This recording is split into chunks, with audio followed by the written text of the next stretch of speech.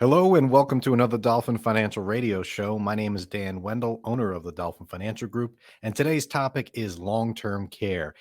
In particular, how has long-term care insurance, pricing, and usage changed as a result of COVID and the global pandemic? I'm going to bring Tony Shore in to join me today to talk about long-term care and COVID. But before I do, I want to play a quick intro to this Dolphin Financial Podcast. Tony, let me tell you something. We're doing a podcast today, but we're also on video. You are about to listen to an episode of Dolphin Financial Radio. Each week, host Dan Wendell, a certified financial planner, is joined by his sidekick, Tony, to discuss financial issues, news, and tips. Dan keeps the focus on retirement planning, and Tony keeps the show fun and down to earth. Now, let's have some fun planning your retirement and begin the show. There you are, Tony. I saw you. Yes. That was a funny intro, right? For our listeners who didn't get a chance to see, Tony was Godzilla at the end there. Yeah, just crashing through the city. Yeah, it was fun. That was fun, Dan. That's a great intro. I like it. I mean, my part's not so much. I mean, the camera, adds 100 pounds basically in this area right here. I want all our listeners to understand that. But wow. And you got a soundboard. We remember that from last time. So yes, we Tony's do. in full force. But I am. How do you feel about today's topic? What kind of sound do you have today to talk about long-term care? What do you think there? Well, every time you use the word long-term care, because it's nobody likes to think about long-term care or talk about it. So every time you say long-term care, we gotta. No, I won't do that. That would get pretty old pretty fast. I thought, wait, we're talking about long-term care, Dan. You told me the entire show would be about the Super Bowl and the Tampa Bay Buccaneers. But hey, whatever. If you want to talk about long-term care instead. No, I'd rather talk about the Bucks, but we could relate it to the real Bucks. By the way, quick joke. How much do the pirate earrings cost? I don't know. How much do they cost? $1 an ear. Oh, that's crickets. Okay, fair enough. All right, let's get into the topic, Tony. Long-term care. Now, before we've done shows on long-term care before. We've done shows on how to pay for it, what alternatives are to long-term care. I recommend people watch those because they're very important, and long-term care is important to a lot of people. But I think in that show, we've even done a show on how long-term care pricing has gone up. We get people that get letters, 98% increase in premium. Unbelievable. Yeah. So long-term care is in a crisis. It's been in a crisis before COVID. So the question is, what's happened since COVID? So the question to you, Tony, is this. Now, when someone uses long-term care, if they own long-term care insurance and they start using it in a facility or at home and they're asking the insurance company to pay, that is called a long-term care claim. So the question for you, Tony, is what do you think has happened since COVID? Have long-term care claims gone up or have long-term care claims gone down? If you had to guess. I would assume during COVID, I know long-term care claims have gone up before COVID. They were skyrocketing, as we've talked about before. But since COVID, I would assume they would go up. You would think, okay, COVID, more people getting sick, more people needing long-term care, so the claims would go up. Yeah, well, they have. So claims, and I've done some research on this, and the insurance carriers put some guidance out. And if you look at the insurance carriers' earnings reports from the first quarter of 2020, they took a hit because they were paying out a lot more claims. And the reason why is because a lot of people were getting sick. And so if you think about claims, a lot of people that were not sick prior to COVID that had long-term care insurance, they may not have had a sickness that put them in a hospital for long-term care. They may have just been unhealthy in some other way. But Right. we saw that COVID disproportionately affected those with pre-existing other conditions and made them worse. So there's been an increase or a spike short term for people that are using long-term care as a result of COVID.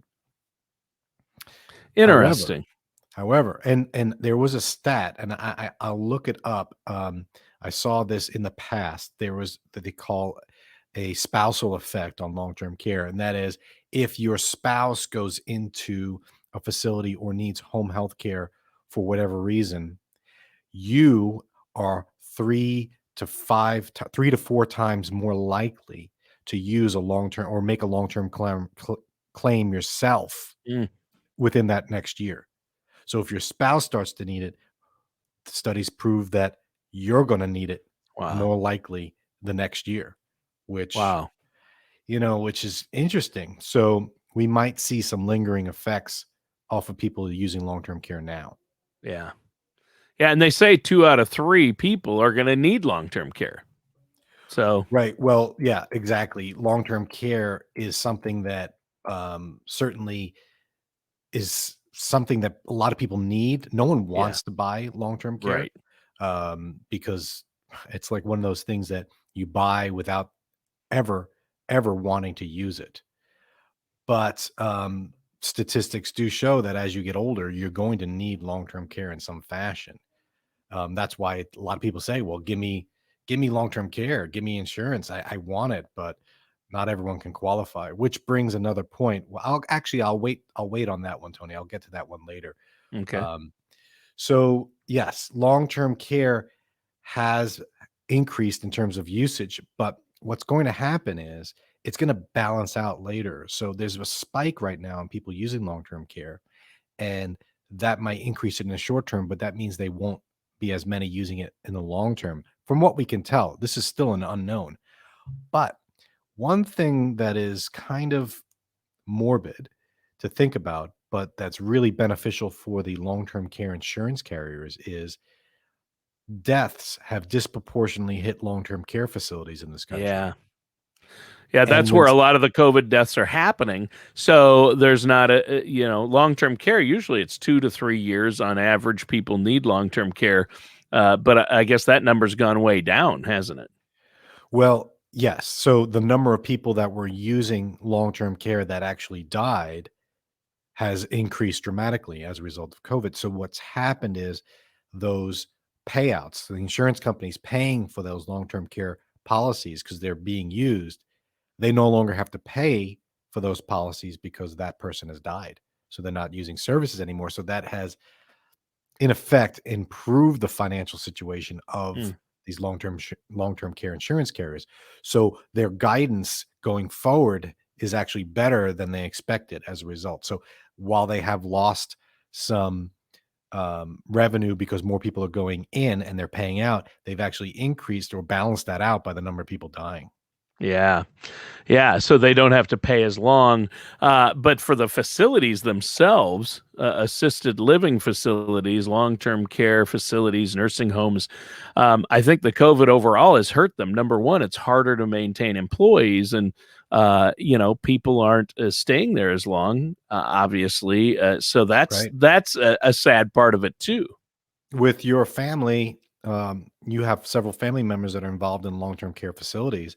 I do. Um, so getting vaccinated is a priority for a lot of them, but a lot of them Yep. don't want to go to work simply because they're being exposed in an environment that is high risk.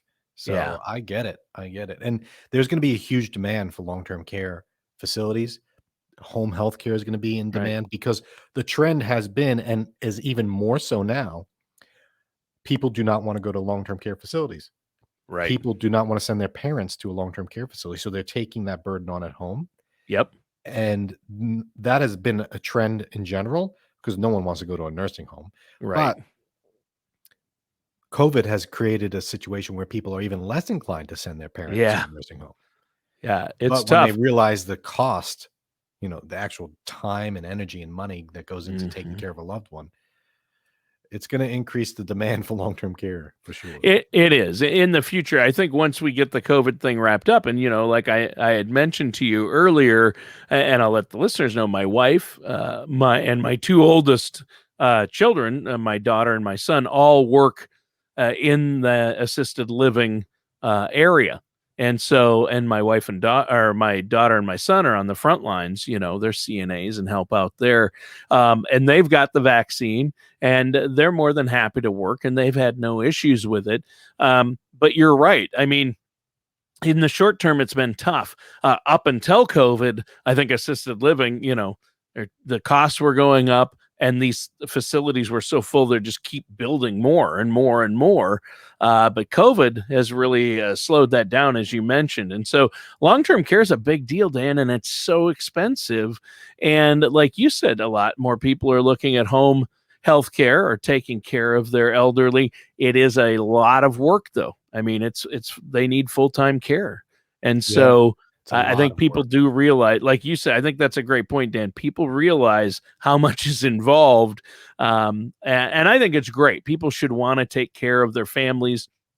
The American culture is one of the few in the world that doesn't always, you know, have their elderly parents and grandparents all under one roof and take care of them as they get older. I think we're seeing that a little more, especially with COVID and long-term care costs going up. And I like to see that, but at the same time, it's tough when you're working, you know, full-time jobs and have other responsibilities. It's a big thing, but we need to take care of our seniors, and so that's a big concern. I'm glad you're talking about it, Tim. I'm glad you brought this problem to us today. Well, and it's going to be interesting to see how we respond to it. I think the more people that are seeing the difficulty with caring for a loved one outside of a nursing home, you know, Yeah, "Oh, I'm taking dad out. We're going to take care of him ourselves," and then like, whoa, this is a lot yeah, more work. I think right, it's going to open eyes to people. Maybe I should be preparing for this and get insurance. yeah, But again, that's another issue. We talk about the pricing. You get these price increases, 98% increase, literally. yeah, And we did a show on yikes, that. It's crazy. It happens. And so what's happening as well is there's the people that need long-term care insurance that have it, they don't let those policies go. They hold on to those for dear life because oh they were yeah, priced so well, and they're willing to pay double the cost. It still makes sense for them financially. But there are also people that lost their job that are really running into some really difficult financial situations with COVID. Long-term care insurance premium is going to be low on the list. yeah, So we're going to see some increase in lapses. And if we see an increase in lapses of people letting their policy go, there's going to be even more pressure on the insurance companies because they're not going to have that income to pay for the people that are using it. And it's going to just spiral. So I'm very concerned about long-term care right now. But then again, those that need it really need it. yeah, So um, yep, they're going to be using it more um, as a result of this COVID disease. And I think the lingering effects might impact how people go about getting long-term care. Is it going to be a pre-existing condition now? That's going to be another thing that we have yet to determine. So there's a lot going on. One other thing that's it. that's a major issue for long-term care insurance companies and pricing and people, the cost of it for people is the inflation, and not inflation, interest rates. Inflation's another story, but Interest rate, interest rates. So interest rates are also at historical lows, Tony, they and are. they're still just staying there, which is Hmm. great if you want to refinance your house, you Yeah, want to buy or a buy a car, car. right? Yeah, Right, you can borrow money cheaply. But on the flip side of that, these insurance carriers that are charging for long-term care insurance premiums are getting that money in advance of actually using it on you. They're taking it and investing it. And if they can't get a decent return, which they can't, insurance companies are just like us. They don't have may have access to bigger, broader tools because they have a bigger pool of money, but they're not going to get a 5% CD at a bank. They're not able to pull that off. So because interest rates are so low, their reserves are really not growing as much as the utilization is. So they're feeling that pressure as well. So sure.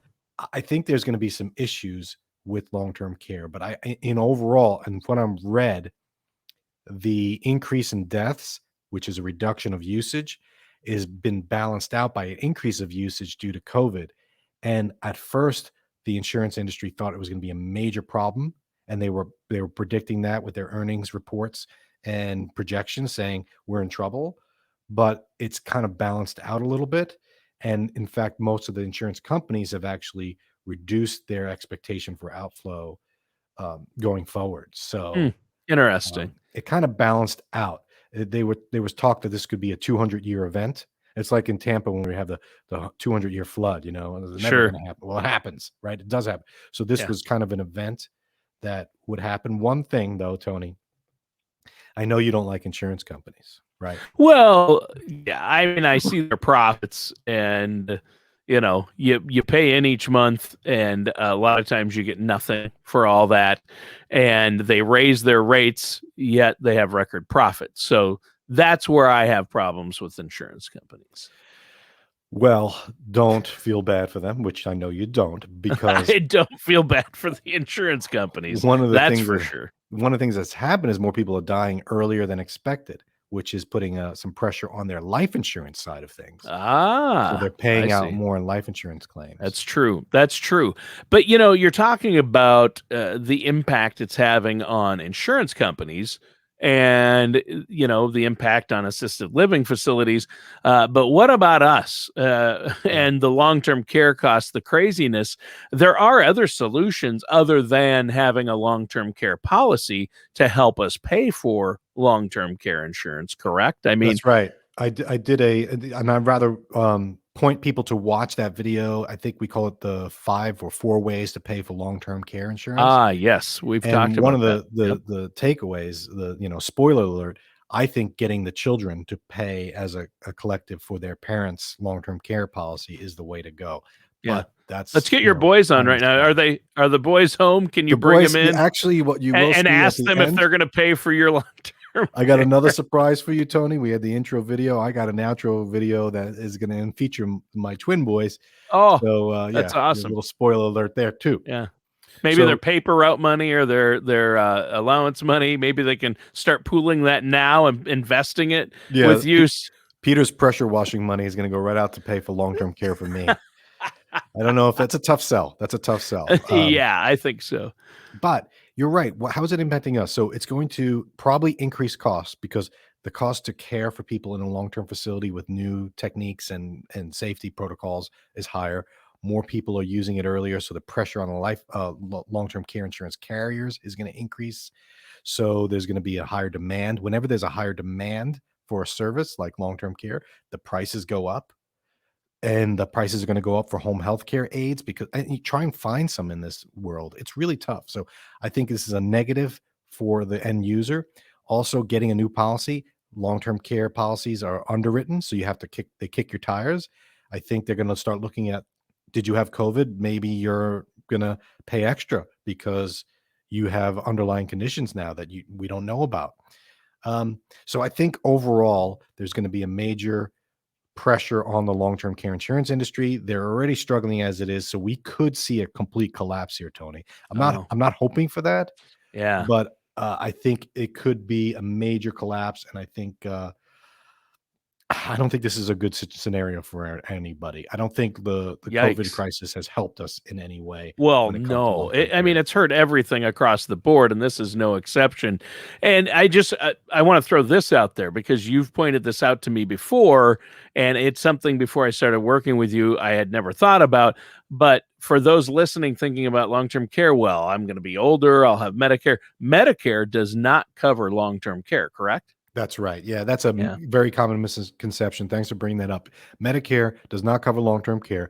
You get your 20 days in the hospital, long-term care facility to improve assisted, living to get you going if you have a surgery or a stroke or something. After that 20 days, you're on your own. Yeah. You got to go into a long-term care facility which is not covered in any way by Medicare. Now, Medicaid might cover it, but you have to qualify for that financially, which many people don't. So, yeah, you have to take care of long-term care yourself. Yeah. Now, Obama tried to pass some legislation in the Affordable Care Act to include long-term care. It got in Yep. there for like a couple of months, and that got taken out. So Yeah. there's nothing right now. You're on your own, and it's kind of scary. Well, yeah, and it's the whole healthcare discussion in this country. There are so many issues, and but I hate the show has been all It seems like kind of a downer topic, and it is. It's a tough one, but it's something so many people are going to have to deal with. But you do help your clients at least somewhat with dealing with healthcare costs and issues if you plan ahead. So, if Yes. you're not yet retired and you're just you're in your 50s or younger, you can plan so you can better deal with it. And if you have a plan in place, that's where the positivity comes in here, is you can work with a financial professional. You can plan ahead to at least help you be ready for this and not just enter. The problem is we put it off. We don't want to hear about it. Hey, that's negative. Why would I want to know about all these problems? But if you're aware, that's half the battle right there, because it hits so many people unaware, right? Yeah, healthcare planning is a part of life. It's a part of financial planning. If you have a financial planner that's not talking about healthcare issues, you're missing the boat, because believe it or not, it's going to be one of, if not the biggest chunk of your retirement funds are going to go toward healthcare at Right. some point. So planning ahead for it just makes sense. And that's why we incorporate long-term care, health insurance, Medicare, all of that in our comprehensive planning process. I think it's critically important people do that. So that's why I take pride in making sure that all of my clients are at least talking about it. Now, sometimes there's no solution. Sometimes it's just, yeah, we don't have enough money to cover all our bases, but at least we're going in with a plan, so we know what Yeah. we're going to do. So I think it's critically important. And the other positive, because you're Mr. Positivity, you need something. I do. I have Um, to have it. I think the insurance companies have been changing. They've been adding some new products that combine life insurance and long-term care to Yeah. make it more palatable. They're coming up with new ways to solve this problem. They're being innovative, because they have to. So Yeah. I think this might They even have some increase it. riders, right? Yeah, Insurance yeah. companies are So offering it's riders on long-term certain. care used to be, if you buy it and you don't use it, it's gone. Now they're adding it to where if you don't use it, the money goes to the kids anyway. So people Good. like that a little bit more. Yeah. But there's also legislation. Hopefully that'll speed up, because these state leaders are realizing, hey, we need to address the long-term care crisis that Yeah. just happened. So I think there's some positive stuff happening. I'm just scared that if nothing happens, which could easily be the case, Yeah. if nothing gets done, Yeah. long-term care industries is going to be gone, and everyone's going to be fending for themselves. And it's Yeah. just going to be a gap for the super rich who can afford to pay for long-term care, and the middle class who's in the middle. I can't afford to go on Medicaid, but I have too much, because I have too much, but I don't have enough to pay for a facility, 100,000 a year. What Right. are my options? So That's the I that's the have tough those spot. conversations. Yeah. Those Yeah. conversations I have, and those are the tough ones. But Yep. all right, Tony, I think I'm going to end it there. I gave as much Okay. positivity as I could. I'm a little You nervous did. about the long-term care situation, but thanks for joining me. And also, I want to thank you, your family. I mean, people need to be in this industry, your wife, your kids.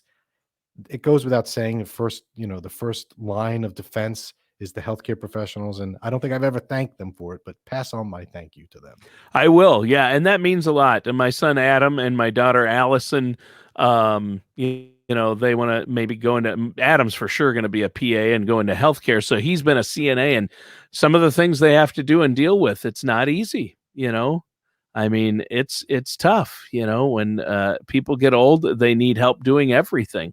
And so, right now it's such a demand for that work, because a lot of people, they don't want to do it. They don't want to go in and help. They don't want to, because of COVID, they don't want to go into the facilities, and they don't want to get the vaccine, maybe because they're afraid. So people who are willing to work and get the vaccine and continue to work, we need people like that in that industry. So that is a field that's wide open and well into the future beyond COVID. Encourage your kids to go in healthcare, because they'll be able to write their own ticket and get a job pretty much anywhere. So Or encourage them to save for your healthcare needs. there you go. Let's get the boys in here and see if they're going to All right, I'm pitch going to in all their send it. money. Thanks for a good show, Tony. I'm going to send in the boys to close out the show, Okay. and we'll see you next week. All matters discussed in today's show are for informational purposes only. This show is not investment advice. Dan Whittle nor Dolphin Financial Group are affiliated or endorsed by any government agency. Investment advisory services are offered through Dolphin Wealth Management, Inc., a registered investment advisor. All matters discussed in today's show are for informational purposes only. This show is not investment advice. Dan Whittle nor Dolphin Financial Group are affiliated or endorsed by any government agency. Investment advisory services are offered through Dolphin Wealth Management, Inc., a registered investment advisor in the state of Florida. Insurance products and services are